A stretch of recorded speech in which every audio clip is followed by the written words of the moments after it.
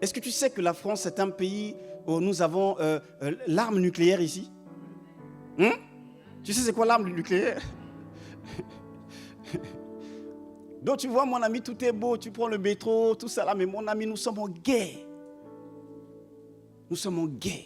Et ce que le Seigneur nous dit au travers de sa parole, que le sort de l'homme sur la terre, ton sort, c'est comme celui qui est en guerre.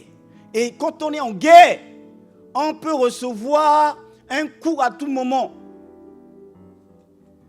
Et comme souvent nous n'avons pas cette information, mais mon ami, on se fait avoir. Oui. Dieu n'a jamais dit que la vie avec moi, c'est tranquille jusqu'à ce que je revienne. Jésus a dit non, tenez ferme, tenez ferme. Alléluia.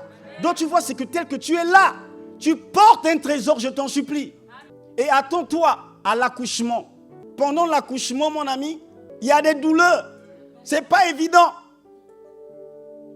Et pendant ce moment-là, malgré que la femme souffre, malgré que c'est pas évident, malgré que c'est difficile, mon ami, les sages-femmes sont préoccupées par autre chose. Les sages-femmes ne mettent pas l'accent sur la femme qui crie les douleurs. Malgré la douleur de la femme, les sages-femmes nous diront non, madame. Oui. Les sages-femmes élèvent quelquefois la voix pour dire à la femme, mais qu'est-ce que tu fais? Qu'est-ce que tu veux tuer ton enfant? Tu dois pousser le bébé. Il dit pousse. Prends ton souffle, respire, mais pousse le bébé.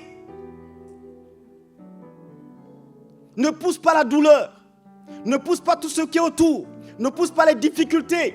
Ne pousse pas ce que tu vois à côté. Non, sois concentré à pousser le bébé.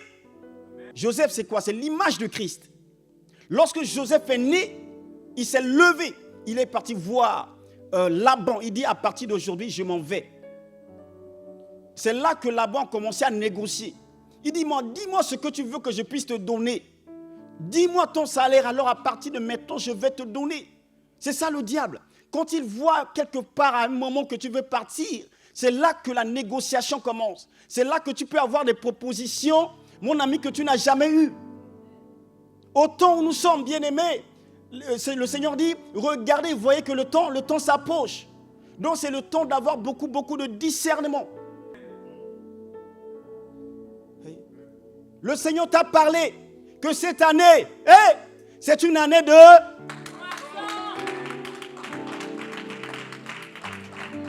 Le Seigneur a parlé. On n'a pas inventé. Cette année, c'est une année de moisson. Alors je veux dire à toi ce matin, je ne sais pas ce que tu traverses, mais tiens ferme. Tiens ferme. La vie n'est facile pour personne. La vie n'est facile pour personne.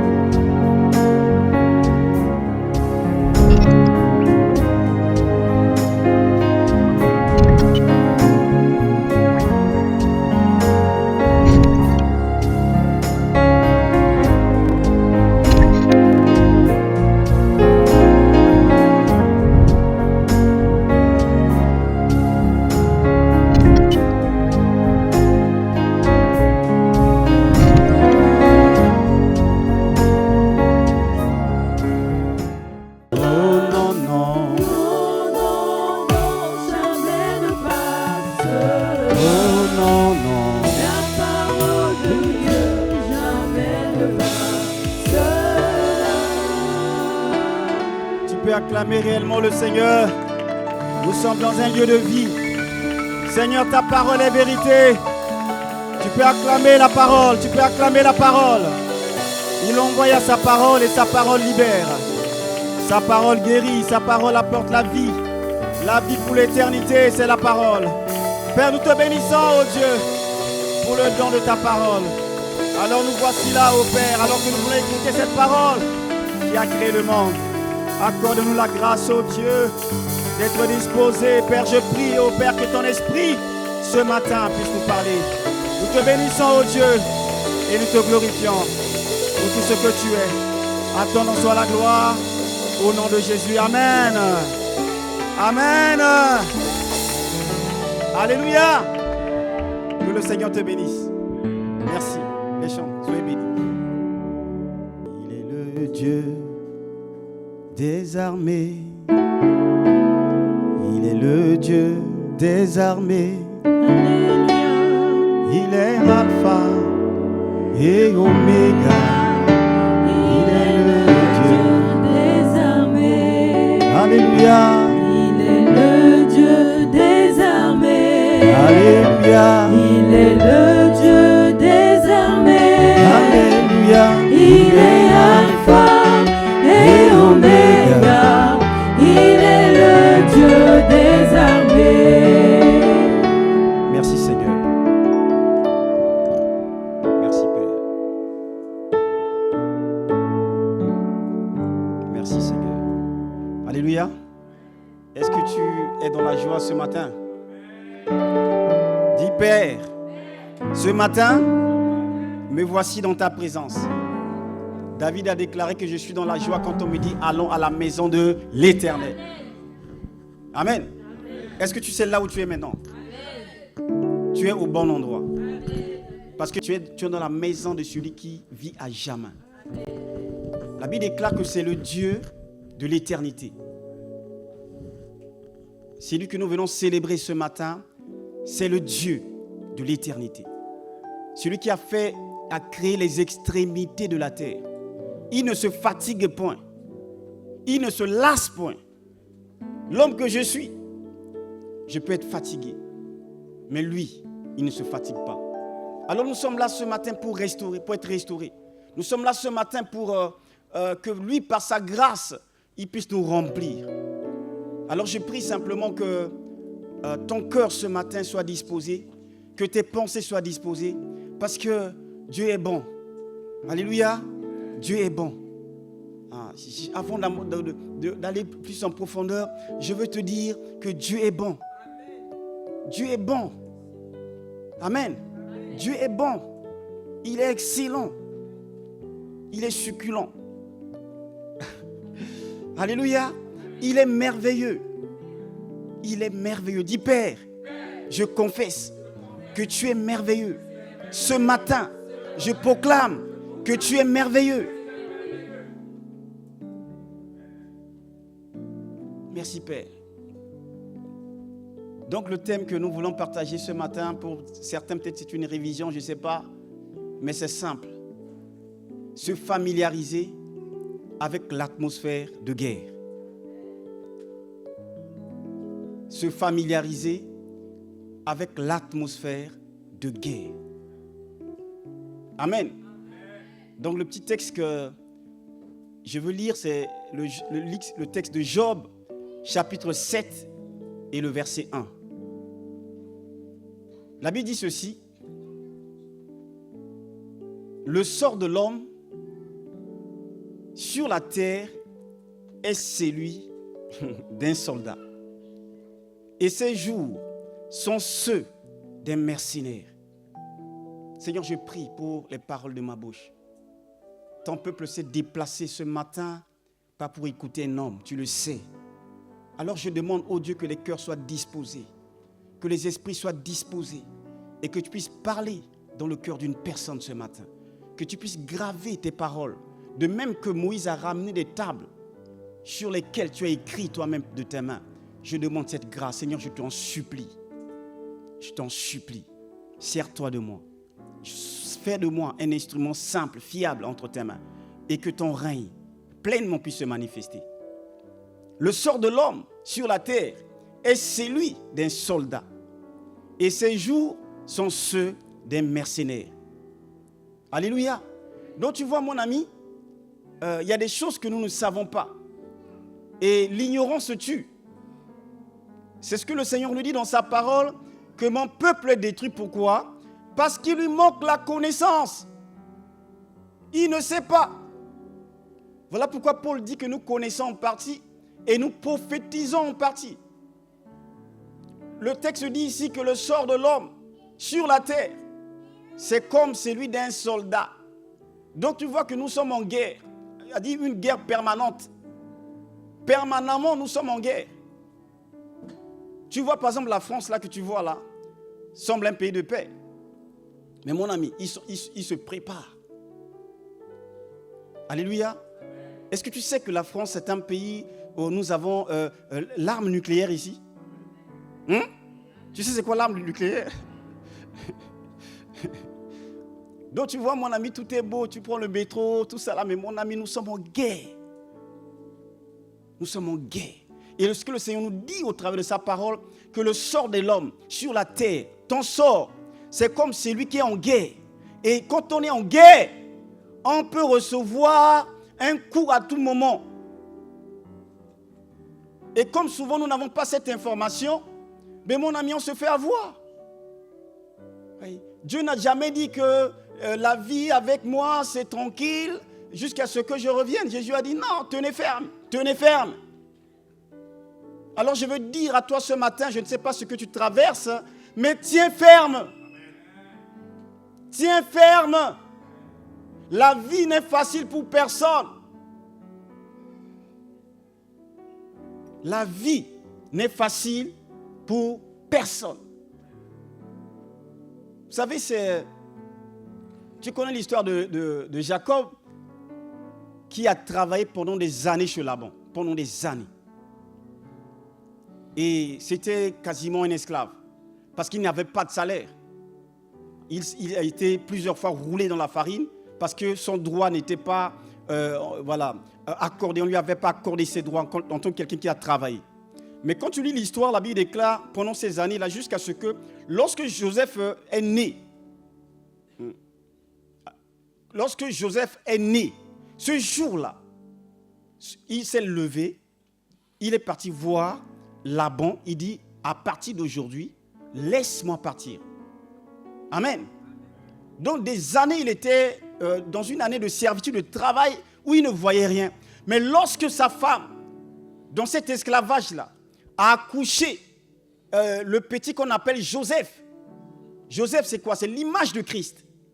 Lorsque Joseph est né, il s'est levé. Il est parti voir Laban. Il dit, à partir d'aujourd'hui, je m'en vais. C'est là que Laban a commencé à négocier. Il dit, dis-moi ce que tu veux que je puisse te donner. Dis-moi ton salaire, alors à partir de maintenant, je vais te donner. C'est ça le diable. Quand il voit quelque part à un moment que tu veux partir, c'est là que la négociation commence. C'est là que tu peux avoir des propositions, mon ami, que tu n'as jamais eues. Au temps où nous sommes bien-aimés, le Seigneur dit, regardez, vous voyez que le temps s'approche. Donc c'est le temps d'avoir beaucoup de discernement. Alléluia. Donc tu vois, quand Joseph est né, c'est là que, waouh, il a eu le courage de dire qu'à partir de maintenant. Ça veut dire quoi? Mon ami, c'est que tu dois être focalisé sur la naissance de quelqu'un. Et je vais parler de la révélation de Christ. Oui. Parce que ton Jésus sera révélé. À un moment, ton Jésus va être révélé. C'est comme tu es là, tel que là, tu es là, tu portes un enfant. Et la Bible déclare que nous portons ces trésors dans des vases de terre. Dis-le avec moi, dis Père, je porte un trésor. Est-ce que tu crois réellement ce que tu dis? Alors je veux que tu le dises avec foi. Dis Père, je porte un trésor. Oui. Et le texte dit, nous portons ce trésor dans des vases de terre. Nous portons ces trésors dans des vases de terre. Afin que cette grande puissance soit attribuée à notre Dieu et non pas à nous. Alléluia. Donc tu vois, c'est que tel que tu es là, tu portes un trésor, je t'en supplie. Et attends-toi à l'accouchement. Pendant l'accouchement, mon ami, il y a des douleurs. Ce n'est pas évident. Et pendant ce moment-là, malgré que la femme souffre, malgré que ce n'est pas évident, malgré que c'est difficile, mon ami, les sages-femmes sont préoccupées par autre chose. Les sages-femmes ne mettent pas l'accent sur la femme qui crie les douleurs. Malgré la douleur de la femme, les sages-femmes nous diront non, madame. Oui. Les sages-femmes élèvent quelquefois la voix pour dire à la femme, mais qu'est-ce que tu fais? Qu'est-ce que tu veux tuer ton enfant? Tu dois pousser le bébé. Il dit, pousse. Prends ton souffle, respire, mais pousse le bébé. Ne pousse pas la douleur. Ne pousse pas tout ce qui est autour. Ne pousse pas les difficultés. Ne pousse pas ce que tu vois à côté. Non, sois concentré à pousser le bébé. Le Seigneur t'a parlé que cette année, c'est une année de...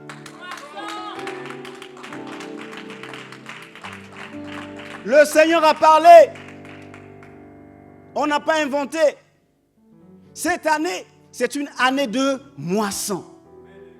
Et si tu te rappelles, ceux qui se connectent les mercredis au début de l'année, janvier, on a eu des thèmes tels que, là, ce n'est pas le temps de se distraire. Tu vois, moi, je ne change pas de message. Je suis, comment dire, stoïque dans ma position. Pas un pas en arrière. C'est les thèmes qu'on a parlé. Donc, tu vois, mon ami, c'est que tu dois comprendre que, comme je te le dis, des sages-femmes, il ne faut pas pousser autre chose. Tu dois pousser le bébé. Tu dois pousser le bébé. Ne vois pas que des difficultés. Prends le temps pour adorer Dieu. Demande au Seigneur, Père, crée en moi un cœur pur. Renouvelle en moi un esprit bien disposé. Si tu vois la démotivation, dis non, Père, je sens que dans mon cœur, il n'y a plus cet engouement-là. Je viens simplement parce qu'il faut venir. Mais tu sais qu'il n'y a rien. Alors, Père, aide-moi. Remplis-moi de toi. Renouvelle en moi le zèle de ta maison. David a déclaré que le zèle de ta maison me dévore. Alléluia. Mon ami, si je peux parler un peu de mon expérience, Dieu est fidèle. Dieu est fidèle. Dieu est fidèle. Je me rappelle des jours où j'étais là, mais seul à la maison, angoissé. J'ai dit, Père, mais comment est-ce que ça se fait? Mais mon ami, je peux te le dire avec assurance, que le Seigneur m'a délivré de toutes mes frayeurs. Il m'a délivré de toutes mes frayeurs. Il m'a délivré de toutes mes frayeurs. Je le parle là, Seigneur, pour rendre témoignage de ce que ce Dieu que je prêche est l'esprit de vérité. Alléluia. Oui. Donc tu vois, c'est que ceux qui sont dans la construction, certainement tu as déjà vu un chantier. Pendant un chantier, mon ami, il y a des choses que quand tu vois, ça ne donne pas envie. Il y a la boue. Quand on construit par exemple un immeuble, c'est pas de 15 étages, au début, mon ami, il n'y a rien qui donne envie. Il y a la boue partout. On creuse les terres, tu vois la saleté, tu vois la poussière, tu ne vois rien. Mais l'architecte qui est derrière ça, il ne voit pas la boue que tu vois. Amen. L'architecte, il sait qu'il y a un immeuble de 15 étages qui va être en ce lieu-là. Parce qu'il a fait la maquette et il sait que c'est un processus. Le processus peut être sale. Le processus peut être sale. L'accouchement, mon ami, j'ai déjà assisté un peu, mais c'est sale. Entre guillemets. Ça ne donne pas envie de regarder. Alléluia. Ça ne donne pas envie, l'accouchement. Ça ne donne pas envie. Ah oui, ça ne donne pas envie. Ça ne donne pas envie. Ça traumatise. Et ça traumatise. Tu te dis, mais ça c'est quoi ça? Mais c'est la vie qui est en train de se manifester. Dans ce désordre-là, dans ce chaos-là, après tu écoutes. Alléluia. Tu écoutes un bébé qui va crier. Et là, il y a la réjouissance qui commence. Il y a la joie qui commence. Alléluia. La joie va arriver. Je déclare sur ta vie en ce lieu que ta voix est en route. La joie arrive. Dieu est souverain, Dieu est vivant. En fait, tu es près du salut. Tu es près du salut. Je ne sais pas ce que tu attends de Dieu, mais tu es prêt. Le Seigneur est proche. Le Seigneur est... Le Seigneur est proche. Le Seigneur est proche. Seigneur, je crois en ta parole. Qu'il est proche. Mais tu vois, mon ami, c'est ça. Mais c'est que le processus, tu ne peux pas monter sans ce processus-là. Il y a un processus. Donc, quand la phase processus se manifeste, non. Dieu, il y a un architecte qui est là derrière. Tu sais, mon Dieu, le Dieu que nous servons, des fois tu attends, tu pries pour l'élévation. Tu pries pour que le ciel soit ouvert, mais le ciel se ferme. Amen. Je vous ai déjà donné ce témoignage. J'étais dans ce pays-là sans papier. Sans papier. Amen. Sans papier. C'était un temps de prière. Ce n'est pas 21 jours de prière. J'ai dit, ça, ce programme-là, c'est pour moi. J'ai dit, Père, comme Jacob a dit, je ne te laisserai pas partir tant que tu ne m'aies béni. Ce programme-là, c'est pour moi. 21 jours à l'église, on a déclaré ça. J'ai pris même un temps de séminaire, j'ai dormi à l'église. Sur le sac, tout ce que tu veux. J'ai dit, ça, c'est pour moi, Père, c'est mon temps.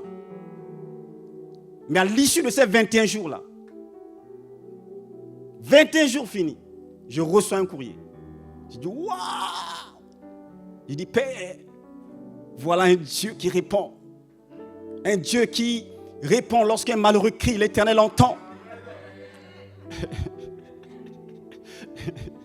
Alléluia!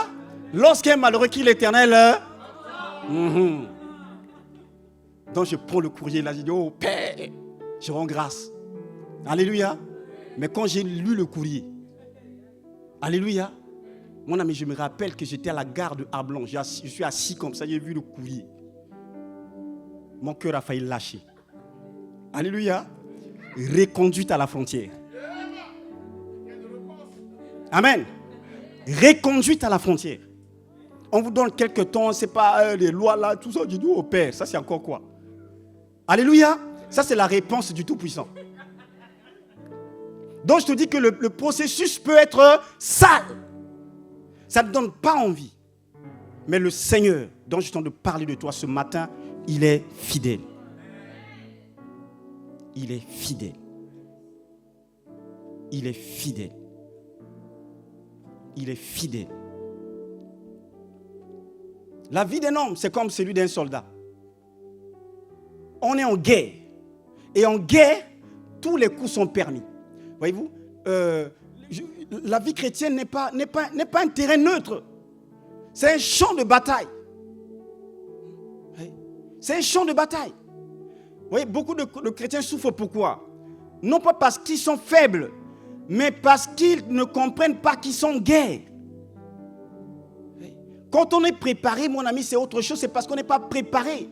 On croit que Dieu, c'est seulement la hauteur. On croit que Dieu, c'est seulement les portes qui s'ouvrent. On croit que Dieu, seulement, c'est la bonté, c'est la fidélité.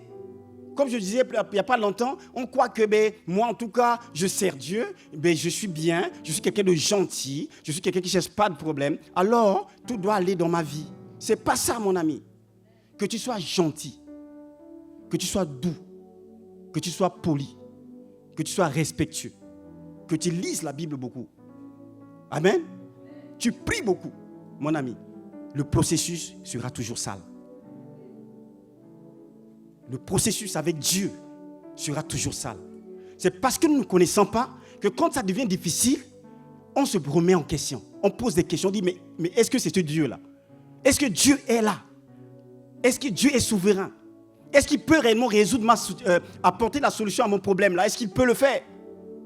Mais Dieu n'a jamais caché au fait. C'est parce que nous sommes simplement ignorants. Voyez-vous? Dans le livre de Juges, chapitre 2, verset 10, le texte dit ceci: toute cette génération fut recueillie auprès de ses pères, et il s'éleva après elle une autre génération qui ne connaissait point l'Éternel, ni ce qu'il avait fait en faveur d'Israël. Les enfants d'Israël firent alors ce qui déplaît à l'Éternel, et ils servirent les Baals. Ils abandonnèrent l'Éternel, le Dieu de leur père, qui les avait fait sortir du pays d'Égypte, et ils allèrent après d'autres dieux, d'entre les dieux des peuples qui les entouraient. Ils se prosternèrent devant eux et ils irritèrent l'Éternel, ils abandonnèrent l'Éternel et ils servirent Baal et les Astartés. Si tu vois bien le texte que je viens de lire dans Juge chapitre 2 verset 10, la Bible dit que toute cette génération fut recueillie. Donc c'est une génération nouvelle qui est arrivée. Il y avait une ancienne génération cette génération que Moïse a fait sortir du peuple d'Israël, du peuple d'Égypte, en esclavage. Donc, il y a une nouvelle génération qui arrive. Et la Bible dit ceci, le verset veut dire, toute cette génération fut recueillie auprès de ses pères, et il s'éleva après elle une autre génération. Donc, il y a une première génération, il y a une deuxième génération qui ne connaissait point l'Éternel. Dis-le avec moi, qui ne connaissait point l'Éternel. Et le verset 12 dit, ils abandonnèrent l'Éternel. Donc tu vois, on dit que la génération ne connaissait pas l'Éternel. Après, quelque part, un peu en bas, on dit, ils abandonnaient l'Éternel. Donc ça veut dire quoi? Cela veut dire qu'ils connaissaient l'Éternel, mais ils avaient juste une petite partie, une petite facette de ce Dieu-là. Voilà pourquoi après, quand c'est difficile, ils sont allés après les Baals. Ils veulent un Dieu qui agit maintenant, qui agit à ma manière. Amen. Mon ami, le Dieu que nous servons n'agit pas à ma manière. N'agit pas selon ma volonté. Et c'est des choses que nous n'avons pas compris. Vous voyez, c'est que le Dieu, le Dieu que nous servons, il veut que tu puisses au fait avoir en toi l'amour. Vous voyez, quand on aime une femme, quand on aime un mari, ce n'est pas juste pour des bons moments. Ce qui fait qu'il y a des mariages, quelquefois je vois dans ce monde, parce que le fondement n'est pas bien posé. Quand le mari traverse des moments difficiles, la femme dit non, je n'en peux pas, je ne peux pas supporter ça. La femme s'en va. Je connais des maris, il y a des maris qui sont, quelquefois à un moment, il n'avait pas de la paralysie, mais les circonstances de la vie ont permis que là, il a perdu ses moyens. La femme dit non, je ne peux pas supporter ça. Ce n'est pas comme ça qu'on avait commencé. On voit la femme qui quitte et qui s'en va. Parce qu'il avait choisi, même quand il disait le meilleur et le pire, jamais dans la tête de chacun des mariés là qui disent non, c'est pour le meilleur, le pire là. Le pire là, c'est non, c'est juste pour la fête qu'on dit ça. Amen. Et souvent, pour Dieu, nous le faisons pareil. Et le Dieu que nous servons est un Dieu qui éprouve, mon ami.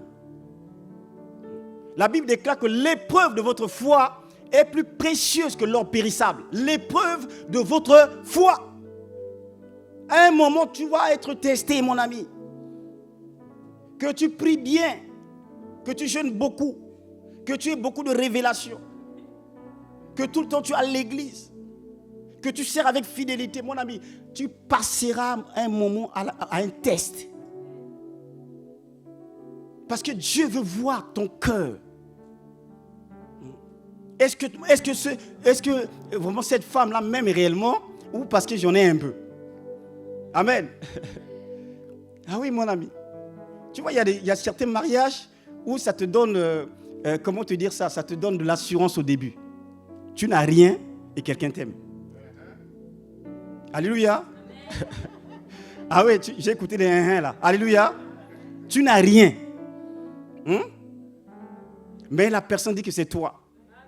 Alléluia. Moi, je me rappelle, je dis un témoignage. Ma femme m'a pas aimé. Moi, je t'ai dit que j'étais sans papier, non? Oui. Elle est tombée amoureuse de moi. J'étais sans papier.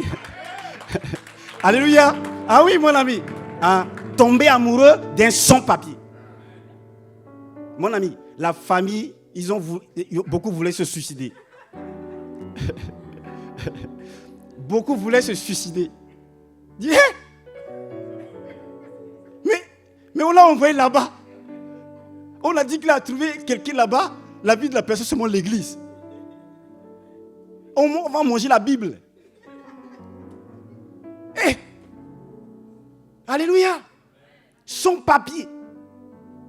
Donc tu vois, mon ami, il y a des indicateurs qui montrent que la personne là réellement, je peux aller avec. Et Dieu, c'est pareil. À un moment, mon ami, la Bible parlant de Jésus dit, il n'avait ni beauté, ni éclat pour attirer les regards. Vous voyez? Nous l'avons considéré comme puni et humilié. Alléluia. Mais tu vois, mon ami, c'est qu'il cherchait quoi? Jésus était venu chercher quoi? Il était chercher une épouse. Quel mari viendra comme Jésus? Oui. À un moment, il disait que, non, à un moment, c'est qu'il dira que j'ai été malade, vous ne m'avez pas visité. J'avais rien, vous ne m'avez pas rendu. Alléluia, tu connais ce texte, non? C'est ce mari-là, Jésus, que nous servons. Il n'avait ni beauté, ni éclat. Mais tu dois l'aimer. Parce que c'est de lui que la vie va se manifester. Que sert-il à un homme de gagner le monde s'il perdait son âme? Oui. Ça dit, ce monde-là, c'est juste un temps, nous sommes là pour un temps. Mais est-ce que tu penses un peu à la question de l'éternité? Oui. Ton esprit est un esprit éternel. Où est-ce que tu passeras ton éternité? Donc tu vois, mon ami, il y a des choses que nous devons comprendre. Que je gagne, que je perde. Non, je me remets toujours en question. Je vise l'excellence. Alléluia. Je vise l'excellence. Ce qui fait que, mon ami, il y a certaines personnes, quand ils sont bénis un peu, parce que la compréhension, l'intelligence n'a pas été renouvelée. Il est là, il attend simplement que Dieu fasse. On ne vient pas à l'église pour que Dieu fasse. Dieu, on vient parce qu'il est Dieu. Je te donne mon cœur, il ne m'appartient plus. Ce que j'ai de meilleur, tout est pour toi, Jésus. Un parfum de bonheur sur toi est répandu. C'est au fond de mon cœur. Tout est pour toi, Jésus. Prends mon cœur, prends ma vie, je te donne tout. Alléluia. Mon cœur est à toi, tout à toi. Confesse avec moi, mon cœur est à toi, tout à toi. C'est ce que Dieu attend, mon ami. Donne ton cœur à Jésus. Que mon cœur soit pour lui. Hey. Tu vois? Donc tu vois, Jésus, qui était venu, mon ami, il n'a fait ni beauté, mais il cherchait une femme. Il cherchait une femme qui va m'aimer tel que je suis. Tel que je suis, qui va m'aimer. Qui va faire le choix. Il y a quelqu'un qui était prétendant par rapport à ma femme aujourd'hui. Mon ami, sa tête a tourné, il est devenu fou. Parce qu'il en avait un peu plus que moi. Il dit, mais cette femme-là, certainement ce monsieur-là a fait des vaudous. Il a dit, non, il a fait des vaudous. Quelqu'un de sensé ne peut pas, moi, avec tout ce que j'ai, tout ça, mais comment il choisit quelqu'un qui n'a rien? Amen. Ah oui, mon ami. Je n'ai ni or, je n'ai ni argent. Mais moi, j'ai quelque chose. Alléluia. Dis Jésus. Jésus. Je n'ai ni or, ni argent, mais j'ai Christ en moi. Oui. Alléluia. La Bible déclare que Christ en moi, c'est l'espérance de la gloire. J'ai la vie en moi. Si elle arrivait aujourd'hui, mon ami, que je meurs, je sais où est-ce que j'y vais. J'ai l'assurance de mon salut. J'ai l'assurance de mon salut. Oui. Ah oui, j'ai l'assurance de mon salut. Je ne te dis pas des mots, hein. Je te dis que j'ai l'assurance de mon salut. J'ai l'assurance de mon salut. Je l'aime. J'aime Jésus.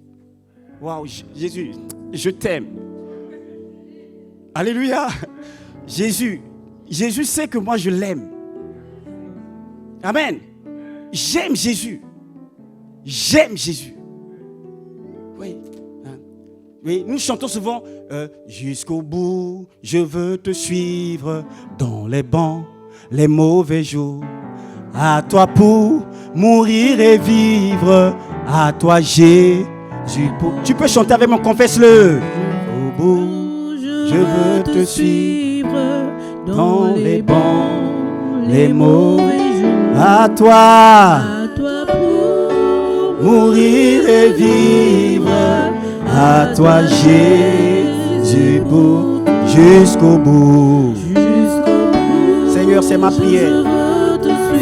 Alléluia. Les bons, les mauvais jours. À toi pour mourir et vivre.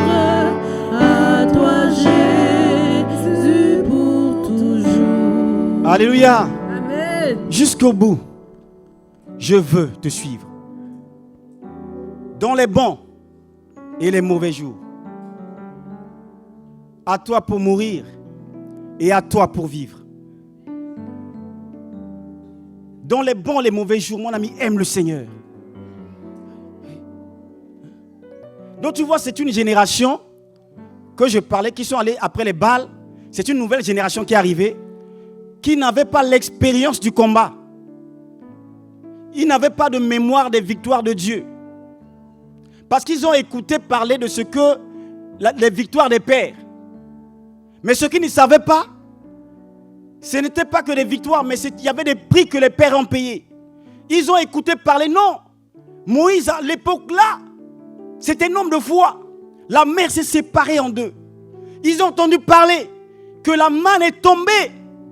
Ils ont entendu parler des merveilles. Dieu, le jour, était au milieu d'eux, sous la forme de la colonne de nuée. Et la nuit, c'était quoi? C'était la colonne de feu. Amen. Donc tu vois, Dieu était là. Donc ils ont écouté ces merveilles-là. C'est pourquoi, mon ami, tu verras que Gédéon, à un moment, a posé la question. Il dit, non. Dieu lui dit, Gédéon, vaillant héros. Il dit, ah! Éternel. Oui. Tu m'appelles vaillant? Oui. Si l'Éternel était avec nous, mais où sont les merveilles? Où sont les prodiges que nos pères nous ont racontés? Tu me dis que tu es là, tu me dis vaillant héros. Là on souffre, là où c'est pas évident, là on crie. Là nous sommes au fait sous l'esclavage. Nous subissons l'oppression. Nous subissons les difficultés. Le cœur est tout le temps angoissé. Je pleure, je ne vois pas. Mais où sont ces merveilles? Parce que mon ami, il a écouté parler, il a reçu au fait ce que Dieu avait fait dans le temps passé. Les pères ont raconté. C'est un Dieu puissant. Il a fait pour nous des merveilles. Oui? Il a fait des choses extraordinaires, ce Dieu. Mais mon ami, ce qu'ils ne savaient pas, c'est que les premières générations là, c'était des guerriers. Ils ont souffert, ils ont payé le prix. Quand Moïse allait voir Pharaon, mon ami, ce n'est pas donné aller voir Pharaon. Alléluia. Donc ils sont là, on leur a parlé d'un Jésus qui élève, d'un Jésus qui de la poussière, il retire les pauvres, du fumier, il relève l'indigent pour les faire asseoir avec les grands. Alléluia. Tu vois, chacun son Jésus. Oui. Pour la plupart de nous aujourd'hui, notre Jésus c'est ça. C'est le Jésus qui élève. C'est le Jésus qui apporte le mariage. C'est le Jésus qui apporte la bénédiction. C'est le Jésus qui apporte les maisons. C'est le Jésus qui apporte le travail. Alléluia. Donc je suis là, je suis en train de compter les temps. Ça fait 2 mois. J'attends de voir Jésus qui élève. Ça fait 3 mois. J'attends. On donne déjà un délai au Seigneur avant de commencer. C'est ça au fait qui nous tue, mon ami. Oui. Et pour cela, mon ami, il faut commencer à demander au Seigneur. Jusqu'au bout. Je veux te suivre. Jusqu'au bout. Jusqu'au dernier souffle. Que je vois, que je ne vois pas. Je te serai fidèle. Oui. Nous donnons un délai à Dieu. Voilà pourquoi quand ça se manifeste, nous oublions que nous sommes des passagers. Et que ce monde est sous l'oppression du diable. Dieu ne nous a jamais dit qu'on va tout avoir ici. Non. Je te le dis avec vérité, avec franchise. Il y a des choses que tu n'auras pas. Il y a des choses que je ne vais pas avoir. Oui.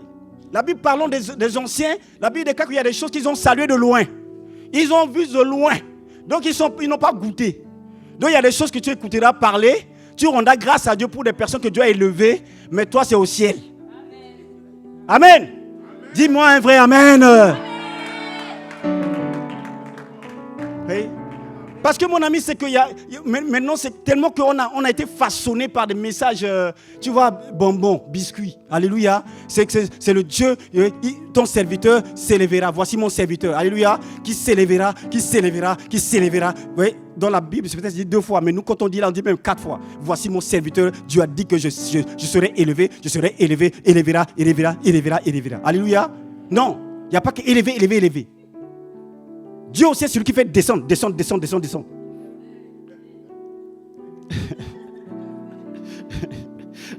Acclame Seigneur, acclame, acclame, acclame, acclame, acclame, acclame. Acclame, acclame, acclame, acclame. Ah oui, Dieu n'est pas que le Dieu de l'élévation.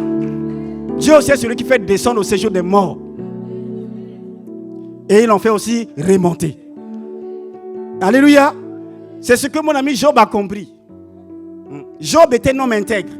Un homme, en fait, qui marchait avec Dieu, qui était sincère. Il avait un cœur pur, un adorateur profond. Waouh! Que Dieu te donne le cœur de Job. Alléluia! Dieu même se vante de lui. Il dit non, mais regarde ce petit là-bas. Non, il dit à Satan, regarde-le. Lui, il est à moi. Je le connais. Un homme dont le cœur est saisi. Alléluia! Oh, je prie que Dieu nous donne de tels cœurs. Un cœur qui ne va pas être angoissé parce que c'est difficile. Non, je l'aime. Oui, la Bible déclare que ceux qui s'aiment avec l'âme, ils feront quoi? Ils s'aiment comment avec eux? Ah oui, mon ami, on peut s'aimer avec l'âme. Donc c'est pleurer. C'est écrit dans la parole que ceux qui s'aiment avec l'âme, ceux qui marchent en pleurant. Oui? Donc c'est difficile. Dieu a dit que ça va être difficile, mais je dois continuer à marcher. C'est pas évident, mais Seigneur, je vais mettre le pas. C'est pas facile, mais Seigneur, tu as dit que je vais pleurer. Alors c'est toi que je veux. Jusqu'au bout, papa. Il y a des larmes qui coulent, mais tu continues à marcher. C'est ça la vérité, mon ami. Oui. Recherchons la vraie élévation. La vraie élévation, c'est que ton nom soit écrit dans le livre de vie. C'est ça la vraie élévation. Oui. C'est pourquoi, mon ami, il faut qu'on revienne à prêcher le salut. Ah, je vais revenir à prêcher le salut. Amen. Vous savez, on complique beaucoup de choses maintenant. La parole de Dieu est simple. Jésus n'a prêché pas autre chose que le salut. Quand il arrive dans la maison de Zachée, il dit, aujourd'hui, le salut est rentré dans ta maison. Est-ce qu'il a donné des millions à Zachée? Alléluia. L'élévation de Zachée, c'était quoi? C'était le salut. Dis le salut. Dis-le bien. Ah oui, c'est le salut. Oh, le salut. Oh, le diable nous distrait à gauche, à droite. Ouais. Ne vous réjouissez pas de ce que les démons vous sont soumis, mais réjouissez-vous de ce que vos noms sont inscrits dans le livre de vie. C'est de ça que tu dois te réjouir. C'est de ça que je dois me réjouir. Les autres là, mon ami, non. Recherchez premièrement le royaume et la justice de Dieu. Alors le reste, maintenant, mon ami, c'est le rétroviseur. Amen. Quand tu es dans le rétroviseur, tu es imposé. Tu regardes ce que tu vois. Si tu ne vois rien, c'est le rétroviseur. Alléluia. Le rétroviseur, tu ne vas pas imposer que moi, je veux seulement les mannequins. Moi, le rétroviseur, là, je vois que les filles mannequins. Ça existe, le rétroviseur comme ça. Hein? Non, tu n'imposes pas quoi que ce soit au rétroviseur. Recherchez premièrement le royaume et la justice de Dieu. Et les autres feront, c'est Dieu qui va décider des autres. Aime le Seigneur, mon ami. Si tu es là et que tu écoutes ma voix, c'est Dieu qui te parle. Ton amour a été anéanti. Le diable t'a enlevé le désir de l'aimer. Seigneur, aide-nous par ton Esprit Saint à t'aimer. Oui. C'est lui qui doit être le principal sujet de notre joie. Oui. La Bible parlant du salut dit, comment échapperions-nous si nous négligeons un si grand salut? Un si grand salut. Un si grand salut. Comment échapperions-nous? Tu vois Zachée, un homme riche, un homme béni, un homme qui était un homme d'influence dans sa nation. Mais mon ami, quand il a écouté parler de Jésus, malgré sa renommée, malgré sa richesse, malgré son impact au niveau social, mon ami, ça nous enseigne, oui, qu'il y a plus que l'argent, il y a plus que la bénédiction, il y a plus que l'élévation, il y a plus que ceci et cela. Au-delà de tout, mon ami, il y a le salut. Voyez-vous, un homme qui va monter sur un sycomore, il dit non, il faut que je voie cet homme-là. Oui. Jésus vient dire que non, Zachée, hâte-toi de descendre du sycomore. Parce qu'il faut qu'aujourd'hui, que je rentre dans ta maison. Alléluia. Zachée, hâte-toi de descendre du sycomore. Parce qu'aujourd'hui, je dois rentrer dans ta maison. Alléluia. Tu vois, c'est un homme qui ne cherchait pas Dieu parce qu'il voulait la bénédiction, il avait déjà tout. Mais il voulait voir Jésus. Ça doit nous enseigner.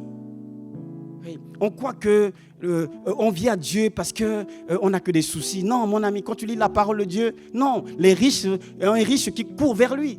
Oui. Nicodème est venu de nuit, un docteur de la loi. Un docteur, dis un docteur. Dis-le bien s'il te plaît. Ah oui, mon ami, Nicodème est un docteur, donc un homme qui avait beaucoup de connaissances, de bagages, qui pouvait se satisfaire de sa connaissance, un meilleur enseignant. Donc certainement c'est un homme qui gagne sa vie. Mais il vient voir Jésus de nuit, il dit non, mais maître, nous savons que toi, tu es un docteur venu de Dieu. Nous savons que toi, tu es un docteur venu de Dieu, parce que personne ne peut faire les choses que toi tu fais si Dieu n'est avec lui. Tu vois, donc le plus important c'est que Dieu soit avec toi, que Dieu soit avec moi. Alléluia. Donc tu vois, c'est que je parle de cette génération. C'est une génération qui n'avait pas d'expérience du combat, qui n'avait pas de mémoire des victoires de Dieu, qui avait une foi superficielle. Une génération sans combat. C'est une génération fragile. Le Seigneur dit même dans sa parole que ils vous feront quoi?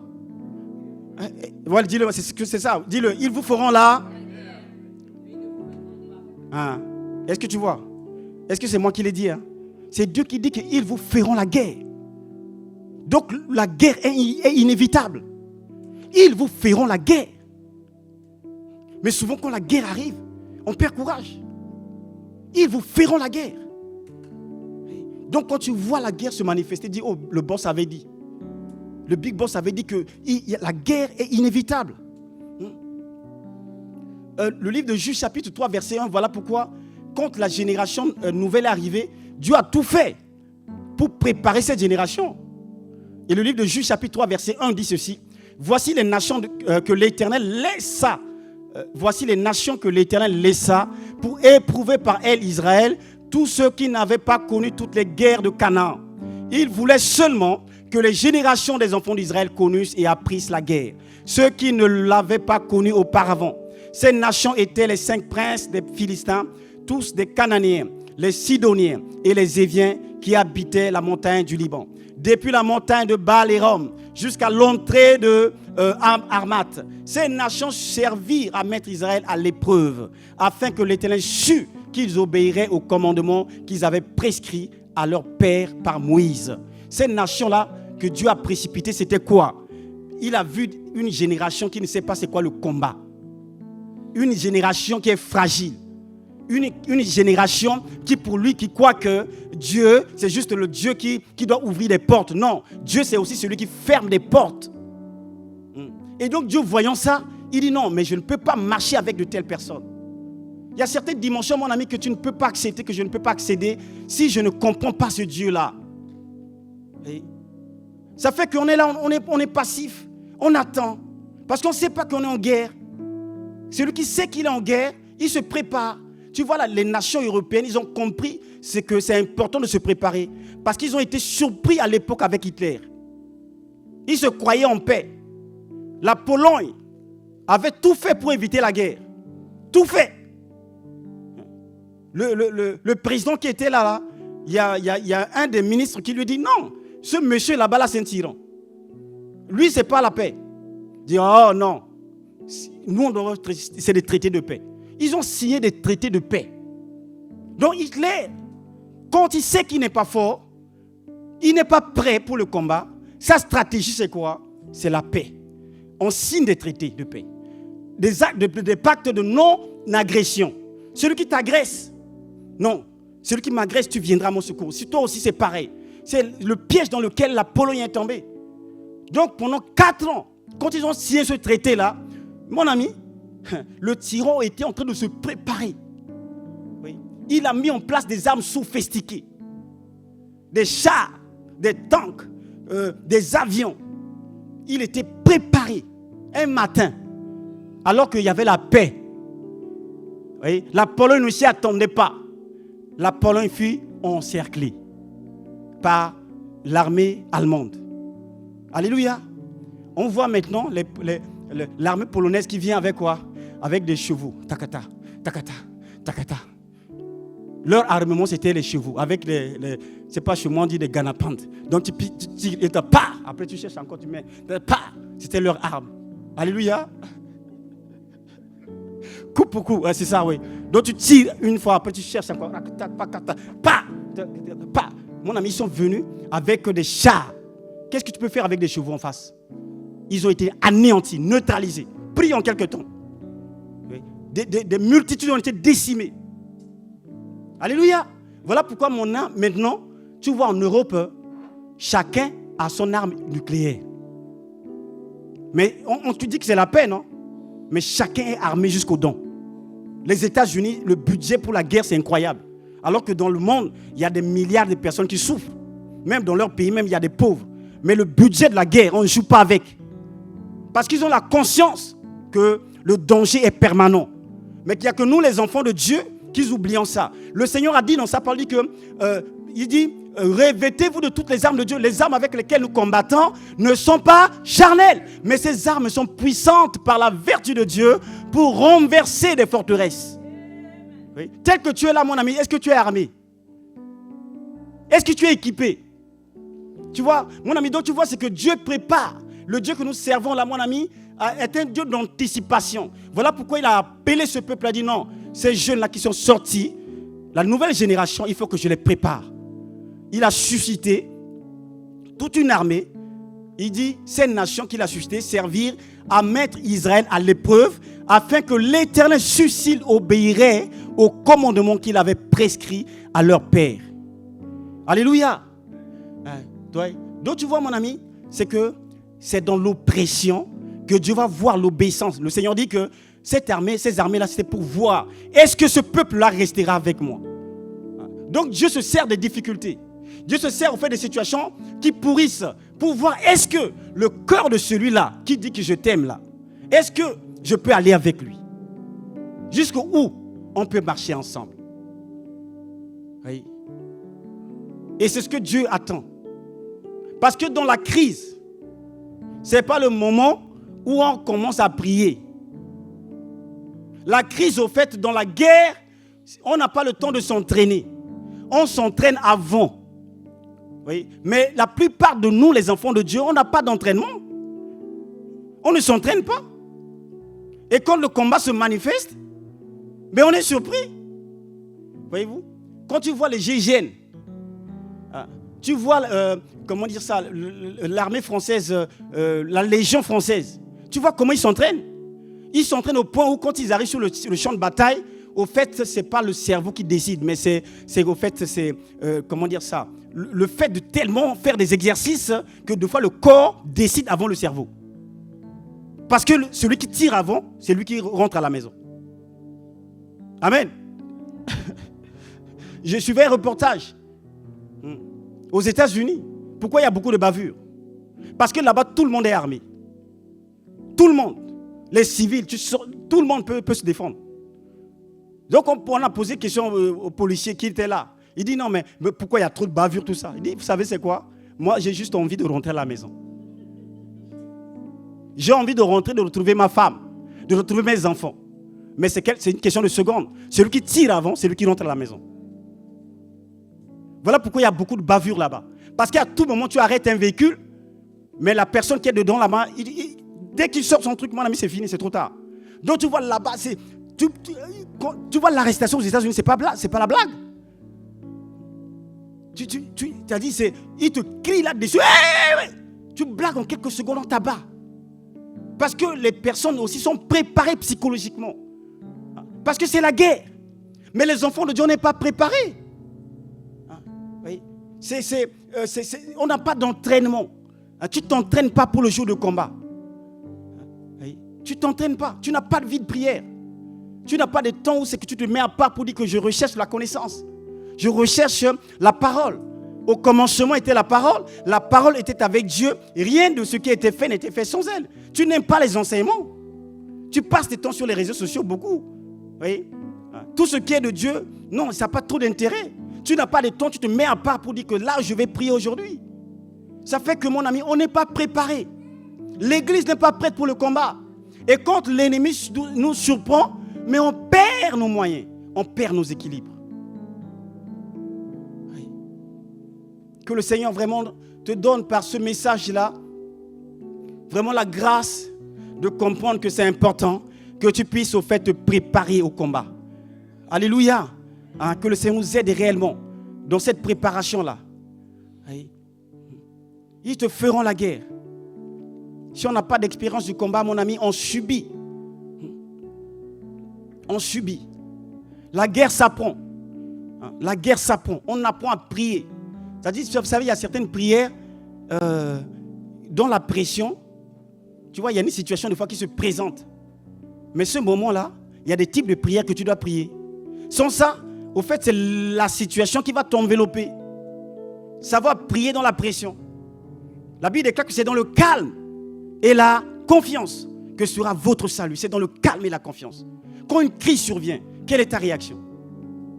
Oui. Et ça s'apprend. C'est avant ça que tu dois dire, Père, tu me connais. Alors je te demande une chose. Seigneur, garde mon cœur plus que... Tu le dis, il faut garder le cœur. On ne prie pas pour son cœur quand l'adversité vient. On prie pour l'amour. Seigneur, David a dit à Dieu, il dit, je demande à l'Éternel une chose que je désire ardemment. Je veux rester dans ta présence. Je veux que tu puisses me donner ce qu'il faut qui permettra que, quoi qu'il arrive, je puisse rester avec toi. Et tu vois, c'est des prières que tu ne fais pas quand la situation se présente. Parce que quand le frigo est vide, tout ce qui te préoccupe, ce n'est pas encore dire Alléluia, mon ami, c'est que le frigo, mais il doit être rempli. Alors tu dois te dire, Seigneur, là le frigo est rempli, mais je ne sais pas demain si ce frigo-là était vide, mais est-ce que je continuerai vraiment à être fidèle? Alors Seigneur, donne-moi un cœur. Même s'il arrivait que mon frigo soit vide, Père, je veux rester avec toi. Alléluia. J'ai vu quelqu'un traverser une situation très difficile. Et vous savez, nous disons souvent que parler de la souffrance, c'est une chose. Parler de difficulté d'une personne, c'est une chose. Mais vivre soi-même, c'est une autre chose. Amen. Quelqu'un qui a perdu son mari, tu peux venir le consoler. Mais ce n'est pas la même chose que la personne qui a perdu son mari. Alléluia. Donc tu vois des circonstances comme ça, parce que tu aimes Dieu et tu veux sécuriser la vie éternelle, tu commences à prier. Seigneur, waouh, s'il m'arrivait de telles situations, est-ce que je te serais fidèle? Est-ce que je vais continuer à élever la foi, à parler de toi avec assurance? Alléluia. Donc tu vois, c'est des prières qu'il faut faire. Ô Seigneur, garde-moi fidèle à toi. Ô Seigneur, garde-moi fidèle à toi. J'ai un prix à gagner, des victoires à remporter. Ô Seigneur, garde-moi fidèle à toi. Ô Seigneur, garde-moi fidèle à toi. Ô Seigneur, garde-moi fidèle à toi. J'ai un prix à gagner, des victoires à remporter. Ô Seigneur, garde-moi fidèle à toi. C'est Paul qui dit à Timothée, il dit souffre avec moi.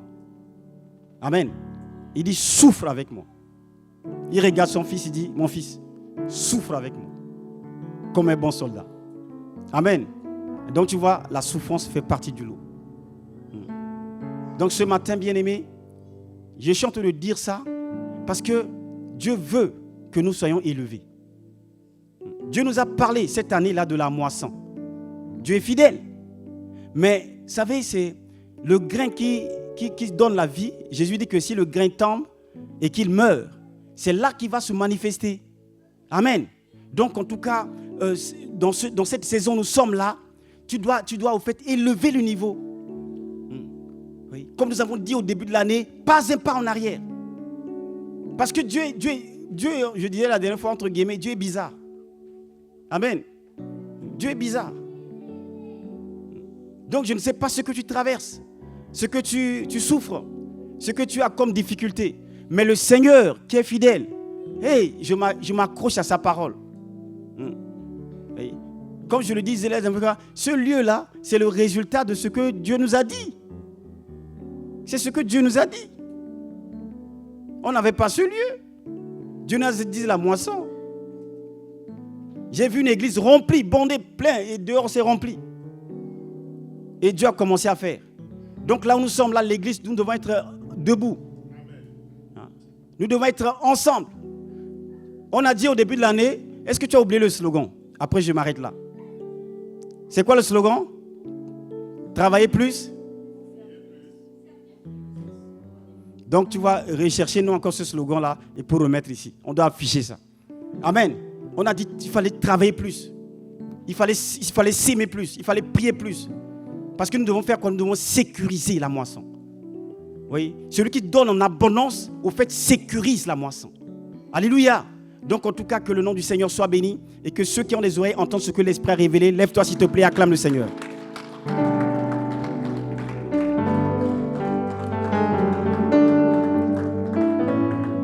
Acclame réellement cette parole.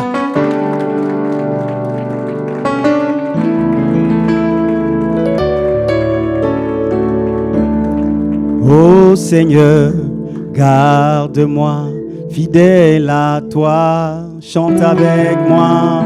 Ô Seigneur, garde-moi, fidèle à toi. J'ai appris à gagner des victoires à remporter. Ô Seigneur, garde-moi, fidèle à toi. Garde-moi, ô Seigneur, garde-moi, fidèle à toi. Ô Seigneur, garde-moi, fidèle à toi.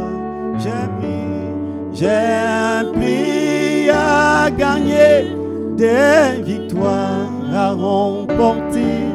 Ô Seigneur, garde-moi, fidèle à toi. Répète après moi, dis Père, garde-moi, fidèle à toi. J'ai un prix à gagner. J'ai des victoires que je vais remporter avec toi. Alors donne-moi de rester plus près de toi. Tu as promis la vie, tu as promis l'élévation, mais la tribulation, l'adversité, l'échec peut faire partie de ce que tu veux faire. Je bénis ton nom pour cette parole. Je scelle cette parole par le sang de Christ. Au nom de Jésus. Amen. Amen. Tu peux acclamer réellement le Seigneur. Acclame-le, acclame-le. Père, merci.